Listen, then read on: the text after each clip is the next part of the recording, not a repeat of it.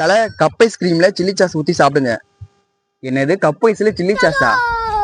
அவ்வளவுதானே தலை, உனக்காக செஞ்சுட்டா போச்சு. இந்த வீடியோ பிடிச்சிருந்தா மறக்காம ஒரு ஃபாலோ பட்டன் தட்டி விட்டுருங்க, அப்புறம் லைக்கும் பண்ணிடுங்க. வாங்க வீடியோக்குள்ள போலாம். நானும் பாத்தீங்கன்னா நம்ம அண்ணன் கடைக்கு தாங்க வந்தேன். அப்புறம் அண்ணன் போயிட்டு ஐஸ்கிரீம் பாக்ஸ் இருக்குன்னு கேட்டேன். அண்ணனும் பாத்தீங்கன்னா தம்பி இந்த இருக்குப்பா அப்படின்னு சொன்னாருங்க. அப்புறம் பாத்தீங்கன்னா எனக்கு பிடிச்ச மாதிரியே 2 ஸ்ட்ராபெரி ஃபிளேவர்ல வந்து 2 ஐஸ்கிரீம் எடுத்துக்கிட்டேங்க. ஐஸ்கிரீம் எடுத்து முடிச்ச பிறகு எனக்கு ஒரே யோசனையா இருந்துச்சுங்க. இன்னைக்கு இது எப்படா அந்த டாஸ்க் முடிக்க போறோம், இந்த டேஸ்ட் எப்படி இருக்க போகுதுன்னு சொல்லிட்டு ஒரு யோசனையா இருந்துச்சுங்க. அதுக்கப்புறம் பாத்தீங்கன்னா எங்க அப்பா நேற்று நைட்டு வாங்கிட்டு வந்த சிக்கன் ரைஸ்ல வந்து 2 சாஸ் மீந்ததுங்க. அது எதுக்கு நம்ம வேஸ்ட் பண்ணிக்கிட்டு அதை நம்ம வீடியோக்காக யூஸ் பண்ணிக்கலாம்னு சொல்லிட்டு அதையும் நான் வச்சுக்கிட்டேங்க. வாங்கிட்டு வந்து வச்சு இந்த ஐஸ்கிரீம்ல வந்து நான் சில்லி சாஸை வந்து கலக்க ஆரம்பிச்சிட்டேங்க. அப்புறம் நான் கலந்துட்டே இருந்தேன். கலரே ஒரு மாதிரி டிஃப்ரெண்டா இருந்துச்சு.